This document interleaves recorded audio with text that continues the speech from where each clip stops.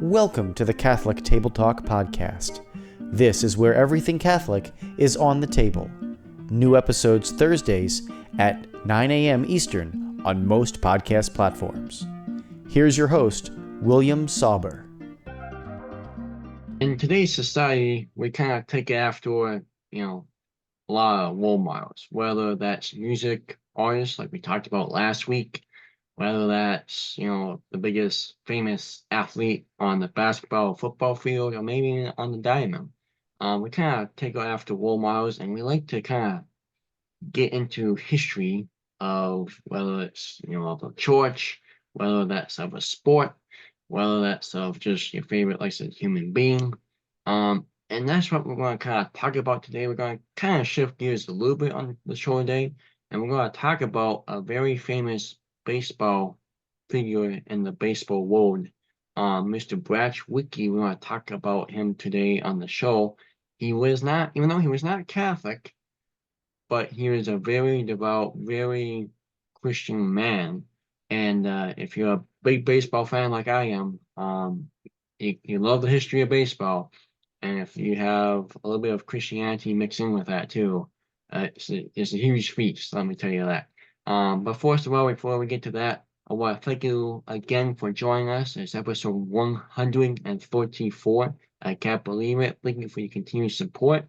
Don't forget to like the show, subscribe to the show, and hit the notification button so you never miss a week's show or anything else we're doing here on the show.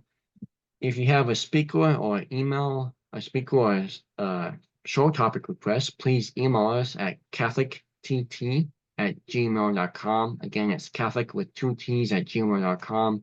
It's the official email of Catholic Table Talk. And again, speaker or show requests, we'll always love to hear from you as well. Also, reach out to us if you have any thoughts about buying merchandise of the show, as well as sponsoring the show. Let me just throw this in real quick too, is the new year 2024 sponsorship prices are out. So get in touch and we can make you become a sponsor of the show if that's about your goal in this new year. All right, so again, like I said, we're going to talk about Branch Rickey and his Christian life today, and we have a very special guest on the show. He made his Catholic Table Talk debut back a couple of years ago in episode 43. We talked about G.K. Chesterton and his life. So, two very famous people here. Dr. Chalberg. Dr. Chalberg is a graduate of Waits College, now Waits University in Denver, Colorado. He holds an MA and PhD in history from the University of Minnesota. He taught American history at Normandale Community College in Bloomington, Minnesota until his retirement in 2016. He performed as G.K. Chesterton on EWTN's The Apostolic of Common Sense for a number of years, and his website is historyonstage.net. He's a writer, he's a historian, he's a doctor, and he used to be my history teacher back in high school, as well as my brother's. A little fun fact for everyone out there, my brother kind of took the American history side of things with his classes. I took the baseball history side of his classes, and they were both really good. It was the biggest thing of the day was to go on and learn about the history. He made it fun. He made it very intriguing, and he made it love our history. Which again, we always should know our history, whether that's religion, countries, wherever. So let's welcome back Mr. Chuck Chalberg. So Mr. Chalberg, again, thank you for being in touch, keeping in touch with me, and thank you for coming back on the show, because I must say, your yes to coming back on is very going straight to it. It's not, okay, Billy, I'll come on when I can. It's, when do you want me on? So thank you for that. They're entirely welcome, Billy. I should add that the website is now defunct. I'm essentially also retired from traveling and doing performing, but if anybody has any questions about what we're doing, I have a very easy email, chuck.chalberg, CHALB as in boy, ERG @gmail.com. And I'd be happy to answer any questions anyone has if they'd like to contact me. But I did Branch Rickey for a number of years, maybe from the mid 90s on to just maybe 5 or 6 years ago. I grew up not far from you in central Minnesota, and from a very early age was a baseball fan, and B, of all things, a Brooklyn Dodger fan. And I really can't explain why. I should have been a Giant fan because we subscribed to the Minneapolis Tribune, and the Minneapolis Millers were the farm team of the AAA farm team of the Giants, and Willie Mays and Ted Williams among a few others of the greats played for the Minneapolis Millers. Williams before they were obviously a Giant farm team, but and I read the Minneapolis paper, but for some reason, and I think the Jackie Robinson piece of the story did play a role in why I became a Dodger fan. I have to say I'm not particularly a Los Angeles Dodger fan, but I was I couldn't play baseball very well. I had to take up golf because I could hit a ball that was sitting on the ground, but Sure. I had a difficult time hitting a ball that was moving anywhere close to me. My left foot at bat was always, as they say, in the bucket, meaning halfway to third base when the ball was heading toward me. So I knew in a very early age that I wasn't going to be able to go very far playing baseball. But the curious thing is, I love the game, and I had thoughts, well, maybe I could be in the front office someplace. Sure. Well, that obviously never happened, and then I end up deciding I was doing Chesterton and a few other characters before this, and a friend of mine said, you're such a baseball fan, Branch Rickey, you should add him to your repertoire, and so I did, and so I got to at least play a front office guy, a general manager. Cool. Yeah, so not in the front office, but close enough as you could. That's for sure. That's very and Well, I mean, and Rickey himself was, he was a much better baseball player than I ever was. He actually did get to the major leagues as a catcher. But he had a very short career. He in fact, he set a record that I think to this day has not been broken. 13 guys stole second base on him in a single game. This is, way back, better than 120 years ago. right. He had, his arm, something had happened to his arm, and that was it. And he wasn't that good a hitter either, to be honest. But he was good enough to play in the major leagues way back when. But of course, his real career was he had a brief career as a manager, meaning a field manager, with the St. Louis Cardinals. But he wasn't that good a field manager. He didn't go very far as a field manager, but he did as a general manager, as they were, well, I think still are generally called field managers. First with the he wasn't that, he had a front office job with the St. Louis Browns after he gave up. He practiced law for just a while. He'd gone to law school at the University of Michigan and coached the baseball team at the University of Michigan while he was in law school. And he contracted tuberculosis, and which was a very serious disease way back when. And he went out to Idaho because he thought the air would be good, and set up a legal practice in Idaho. And one of the first clients he had, he went to visit the guy in jail, and the guy kind of read the riot act to him, and he decided to just give it all up and retreated to St. Louis and went to work for the St. Louis Browns, which were really the more significant major league team in St. Louis back before the First World War. Rickey was born in the 1881, so we're talking about the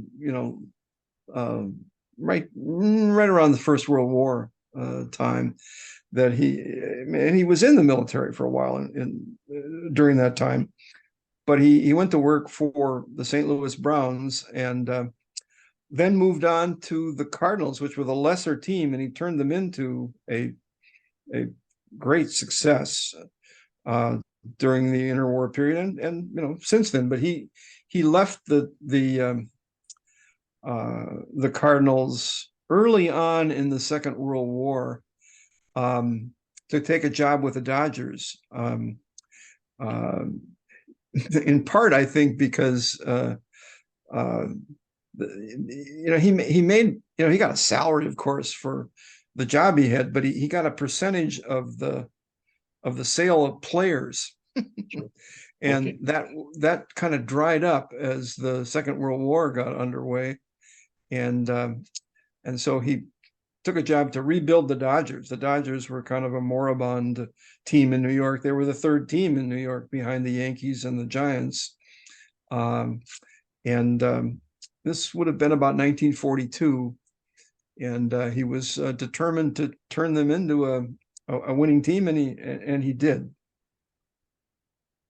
Cool. I mean, especially back then. I mean, that's not an easy thing to do when you have three teams in New York and he torn that team around. That's not an easy thing to do. So, I mean, kudos to him. One of the keys to his success in St. Louis was the farm system. Right.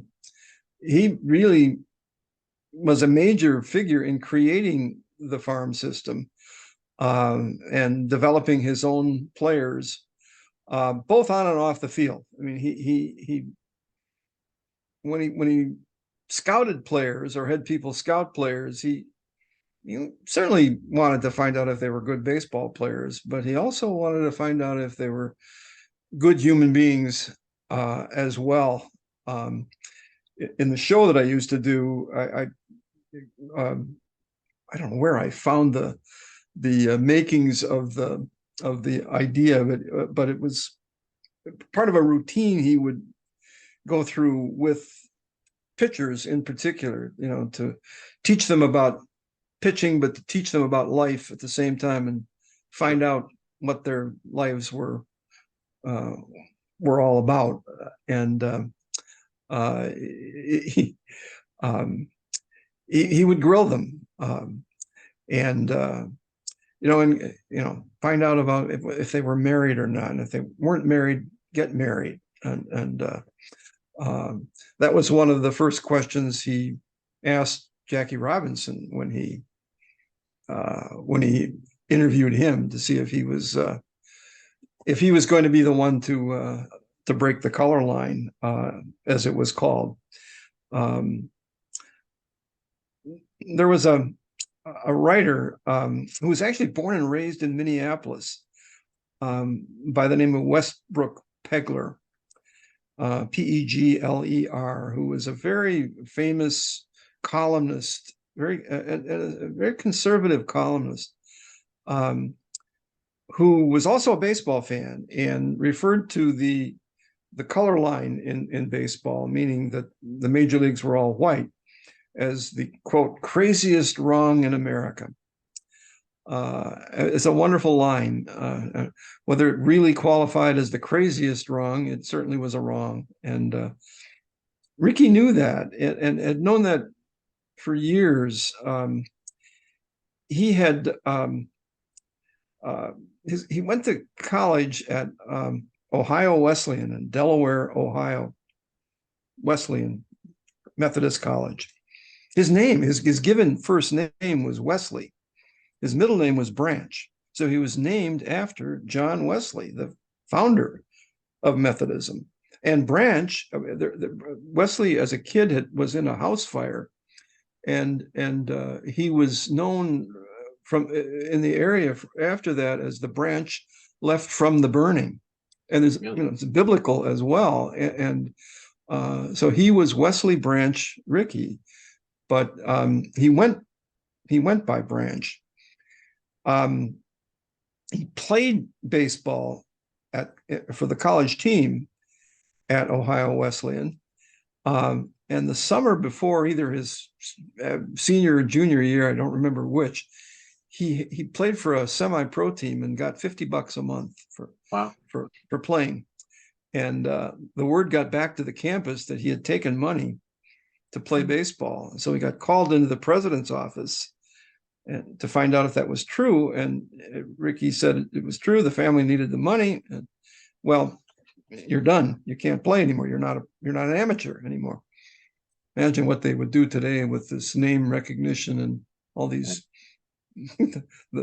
thousands of dollars that college players are making now, more than thousands in some cases, I'm sure.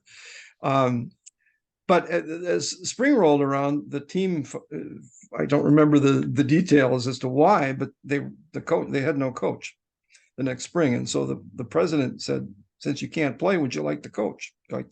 So he became as a senior in college, the coach of the college team. And there was a black player on the team.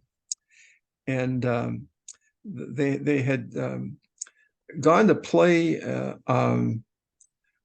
Notre Dame and checked into a hotel, and the fellow running the hotel said, his name was Charles Thomas.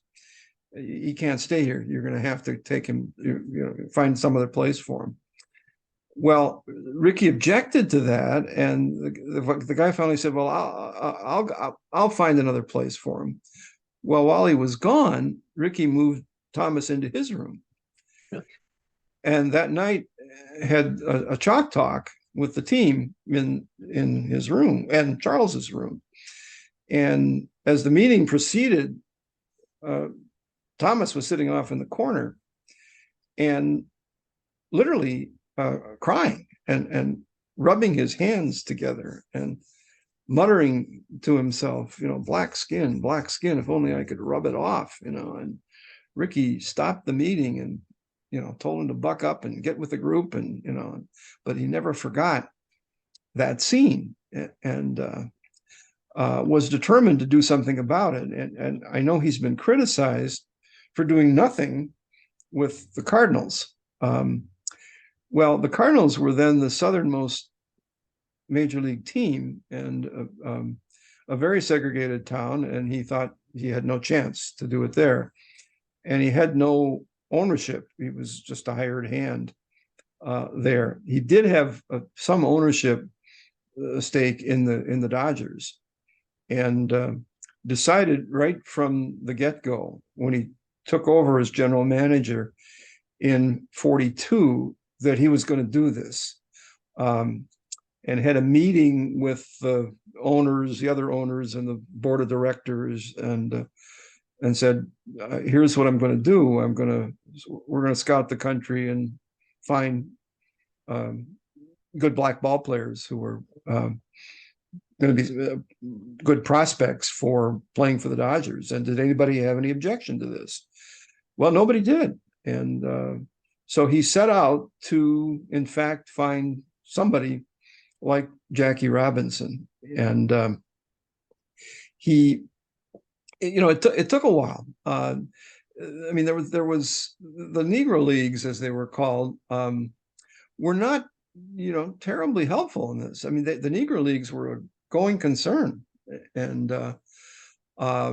did they want that to be disrupted? And in fact, when Robinson finally did make it to the Dodgers, there was a lot of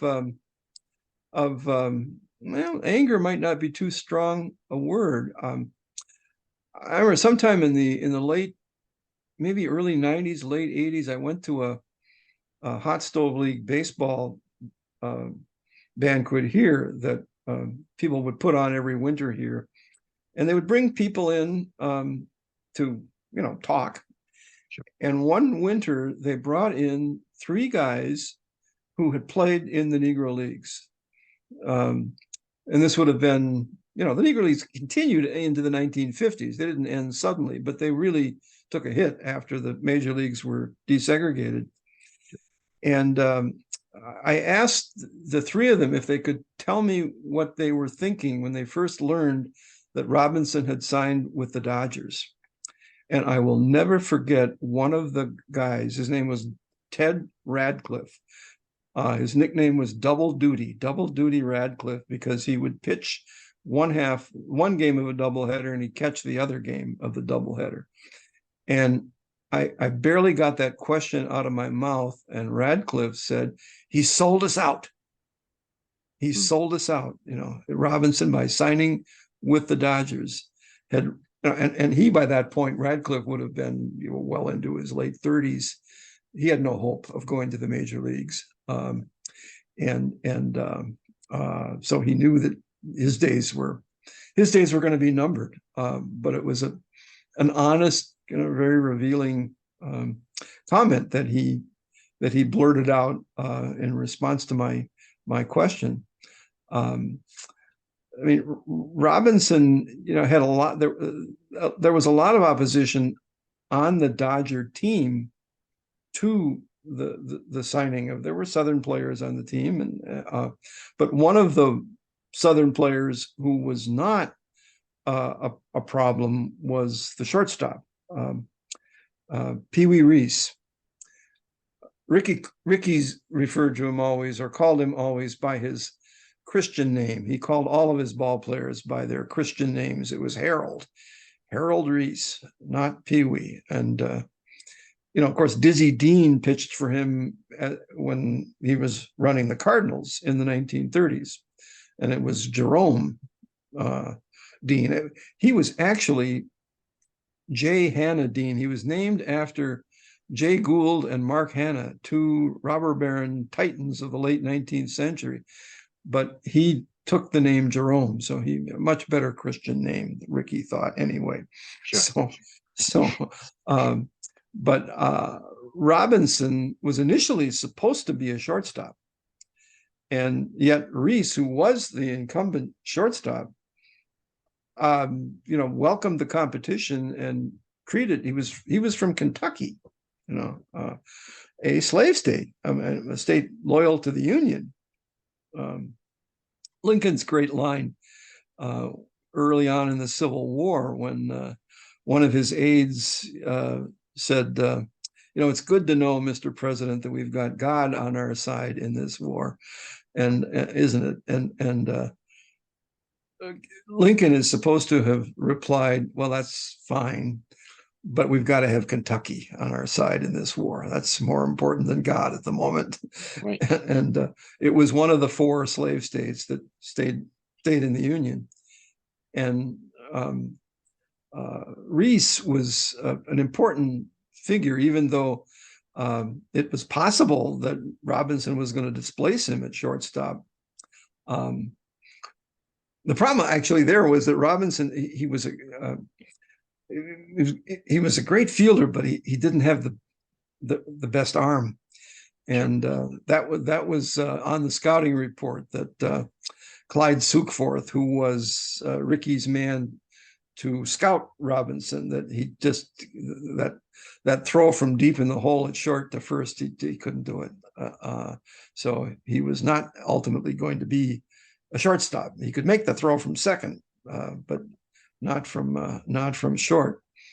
But there was a game early in the 47 season in Cincinnati, which was right across the river from Kentucky. It was quite close to the slave states, and the boos were just raining down on Robinson, and Reese walked across the diamond and put his arm around Robinson.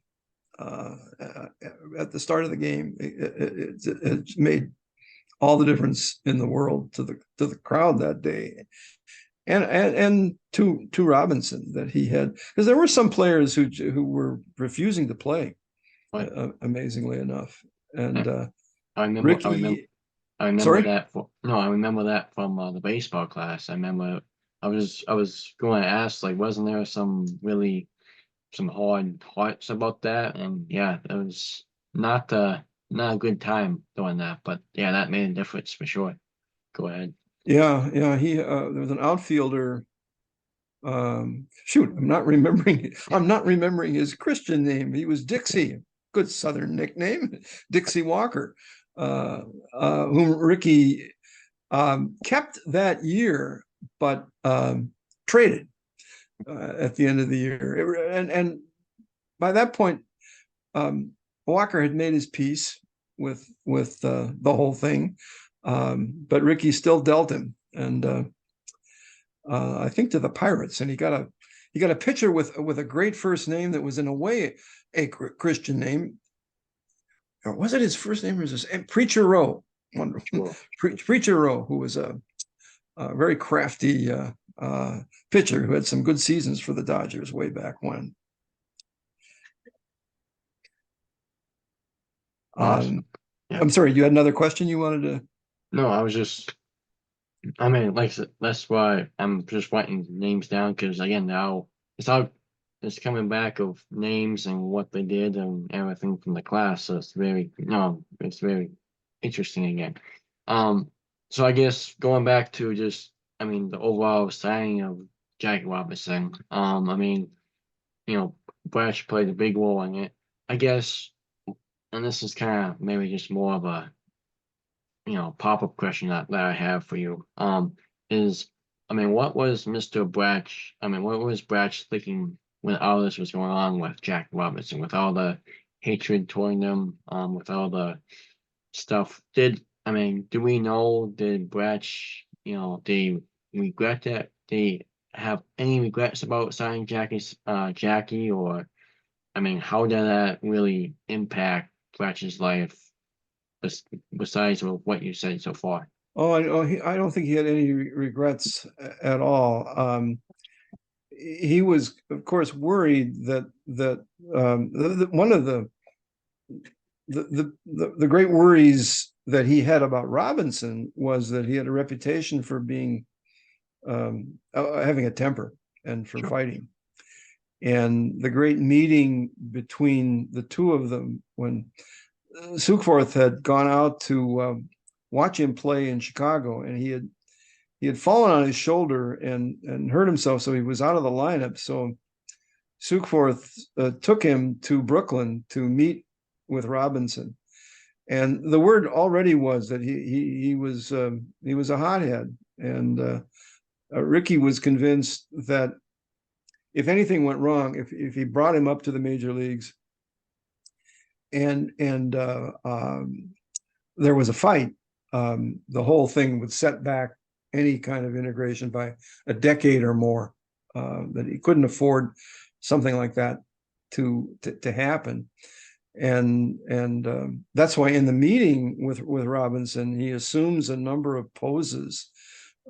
He becomes a bench jockey yelling racial epithets at Robinson, and what are you going to do if that happens? And he becomes a second baseman. I'm sorry, a runner sliding into second, spikes high, and and gets out of the slide and stares at Robinson. What are you going to do about that nigger boy? Right. And the ultimate, what. And the story is that Robinson finally says, "I get it, Mr. Rickey. You don't want me to be, you don't want me to be a cringing fellow. You don't want me to be obsequious." And when Rickey heard him use the word obsequious, that this is the right guy. He's a college boy. He'd gone to UCLA. He was a good Christian, as he was. And he was polysyllabic at the same time. He could. Speaking of the N-word, I have to say that he was signed in August of 1945, but he didn't make his debut with the Dodgers until the spring of 47. He played the 46 season in Montreal. And it's very interesting that, I mean, the Dodgers had 3 AAA teams. I don't think any other major league team had that many. They had a AAA team in the American Association, which was St. Paul, the St. Paul Saints. They had a AAA team in Texas, Fort Worth, and they had a AAA team in Montreal. And it's very, in no way was he going to put him in Texas. The question was St. Paul or Montreal. And the decision was really made to put him out of the country for the year, have him play in Montreal. Montreal had a manager who was a Rickey favorite. His name was Clay Hopper. He was from, guess where, Mississippi. And he had all of the racial views of a lot of Mississippians of the 1940s. And but Rickey, the guy was a good baseball guy. And one quick story: spring training of 46. When they're planning on that he'll play for Montreal that year, and Robinson makes a great play at second base, going behind second base to field the ball and then kind of backhand flip it to the shortstop covering second to get the double play. And Rickey and Clay Hopper are sitting together in the stands watching this. And Rickey is just ecstatic. Did you see that superhuman play, Hopper? And Hopper turns to him and says, "Mr. Rickey, do you really think a nigger is a human being?" Unbelievable. Unbelievable. And yet Rickey doesn't fire him. He doesn't fire him. He had a talking to, but he kept him on. And they win the Little World Series that year. In those days, the American Association and as it was called, the International League, because Montreal and Toronto were in the league with teams in Providence and gee whiz. Can't remember now off the top of my head. I think Richmond, Virginia. It doesn't make any difference. But anyway, they won not the College World Series. I'm sorry, the Little World Series, which is what it was called, over the Louisville Colonels of the American Association. And Robinson was great in that series, crucial to the Montreal Royals, as they were called, winning the series and literally embracing Hopper and Robinson after it was all over. So it kind of convinced Rickey that this is going to work. I should add, he also had to go around Brooklyn and give speeches that winter between 46 and 47 to try to convince the Brooklyn fans that this is going to work.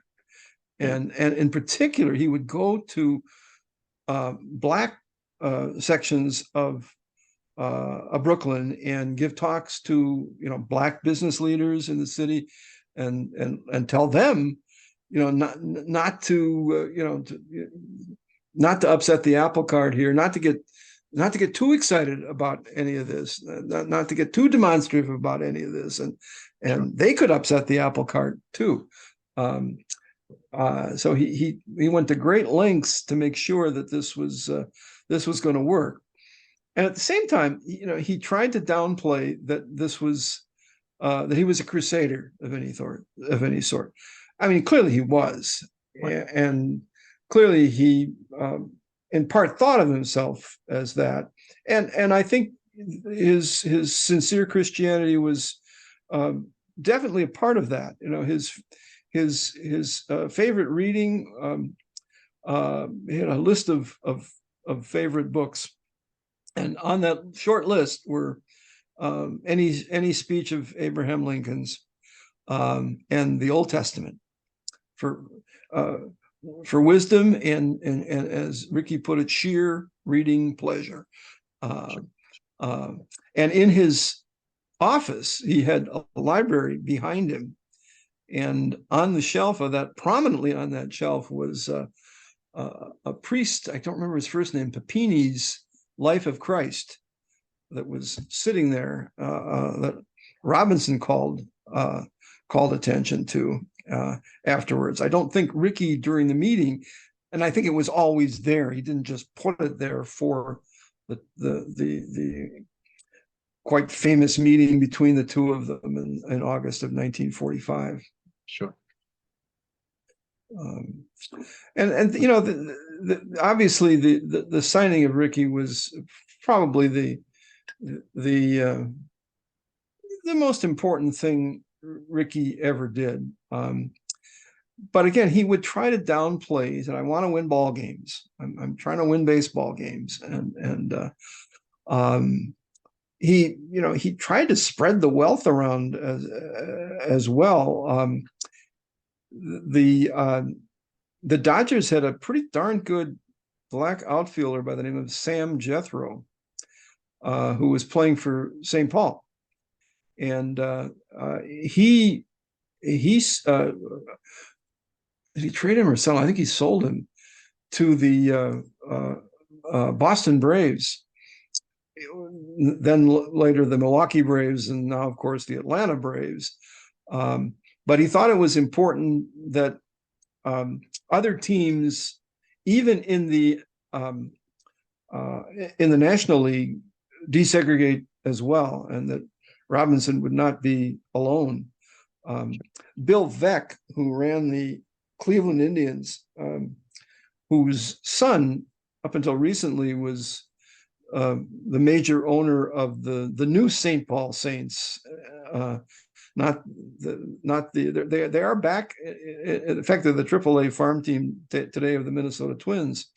So when Minnesota brings somebody up to the major leagues, they just have to move them across town to do it. But Veeck had desegregated the American League later that same summer of 1947 with an outfielder by the name of Larry Doby, who had a great career.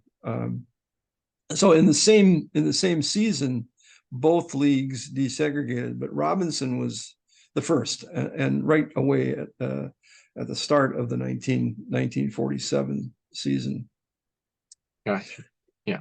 I mean, definitely a long time ago, but I mean, a lot of people today still go back to it, and I mean, yeah, Branch Rickey did a lot behind the scenes to make that work, and I mean, I guess just kind of wrapping up here shortly, Mr. Chalberg. I mean, just overall, kind of last question that I have, and you go back and take as long as you like on this. I guess I'm a little interested with, with Robinson signing, a huge deal, of course, and Rickey's resume.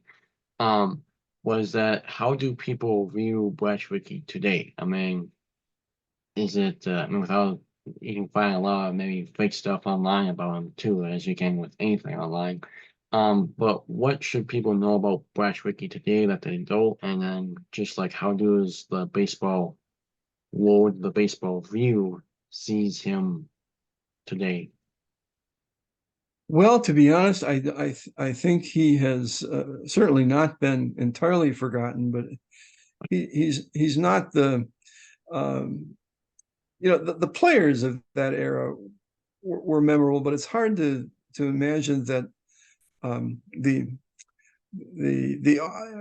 there's nobody I think more important than Rickey among front office people. In my mind, in the history of the game. But at the same time, there are lots of good people running teams, very smart people, and none of them are, even today, it's the people on the field that are going to be remembered more than the people off the field. And Rickey did not really, again, he did not want to be thought of as a crusader. Right. I think in fairness, he really was, but he didn't really want to to be remembered as that. But clearly, this is the most important thing that he can be remembered for. He was forced out of the Dodgers by Walter O'Malley, who was a Brooklyn lawyer who had the owner of the Dodgers was the main owner of the Dodgers was a fellow who was one of the big shots with the Pfizer drug company, which is, of course, still very much with us and still very much in the news after COVID. And he died suddenly, and Walter O'Malley took over the team and kind of forced Robinson out. So the Catholic Irishman of this story is one of the villains of this story, in forcing Robinson to leave. And of course, the Dodgers had won the National League pennant in 1949. Actually, both in 47 and 49, but never didn't win the World Series. They did finally. They lost the World Series after after Rickey was forced out in 50. They lost the pennant to the Whiz Kids of the Philadelphia Phillies in 1950. One of Rickey's first discoveries was when he was coaching the University of Michigan team. Dick Sisler, who was a great hitter for the Cardinals, and his son made the key hit in the playoff series with the Dodgers that cost the Dodgers the pennant in 1950. And then, of course, the shot heard around the world, the home run that Bobby Thompson hit for the Giants in the playoffs in 51 that cost the Dodgers another pennant. They won in 52 and 53 and lost to the Yankees. And then, of course, in 1955, they won their first World Series. So they were all not all, but mainly with Dodger players. Of course, Robinson, who was not, as rookies go, Robinson was born in 1919. So when he came to the Dodgers full time, he was already 28 in 1947. So by the mid 50s, of course, he's nearing the end of his career. But the catcher on those teams was Roy Campanella, half black, half Italian catcher, who was a great catcher and very different from Robinson, not a battler at all. In fact, that was from Rickey's standpoint, Campanella was almost the reverse of Robinson. He was too mild, too easygoing. He wasn't as he was a competitor, but he put up. If Robinson didn't put up with enough, at least that was Rickey's concern. Campanella was willing to put up with too much. Before we finish, Rickey's great prayer must be added to the whole thing. Lord, make me humble, make me grateful, make me tolerant. That was his constant prayer, and it's a good one. All three, and the one that gets forgotten about so much is grateful, I think. If there's a connecting link here between G.K. Chesterton and Branch Rickey, I think that's it. That gratitude is as important a virtue as there can be, and conversely, pride is as Chesterton put it, pride was the poison in every other vice, and so for Rickey to pray to be humble, and if you are grateful, you should be humble. The two definitely go together. So perhaps that's as good a note as any to end on. No, I mean, that is really short and sweet. And plus, you can play it anyway. You can play it while you're walking. You can play it in the car. You can play it walking the dog. I mean, it's not 20 minutes long. It's 5 seconds long. So really, it's very convenient, I guess I should say, and that's what we like these days. So Yeah, but yeah, like I said, great note to leave on, Mr. Chopwood. Again, listen, really had a great time with this. Listen, lots of stuff coming back and lots of familiar stuff from the history class that I took a few years back with you. And again, just thank you for your time today and coming back on the show. Well, thank you as well, Billy. You're entirely welcome. And I hope we can do it again one of these days. Anytime, like I always say, just get back in contact with me and we'll make it happen. So, Okay. but that is Mr. Charboy again, everyone. Again, we'll have his email down below so you can get in contact with him if you have questions about anything that we talked about here today. Make sure you get on that. As of for now, I mean, when this up. I think I can. Yeah, I don't even know if it's still in print. I have a little dual biography of Rickey and Robinson, just simply called Rickey and Robinson: the preacher, the player, in America's game. Okay, sounds good. Okay. We'll add that as well. And again, thank you all for joining us today. Go to sacrament, stay in grace. And again, God willing, we'll be back next week with another great episode here on Catholic Table Talk Podcast, the podcast where everything Catholic is on the table. Thank you for listening to this week's episode of the Catholic Table Talk Podcast, where everything Catholic is on the table. Don't forget to subscribe to Catholic Table Talk on your favorite podcast platform to get new episodes delivered directly to you every Thursday at 9 a.m. Eastern.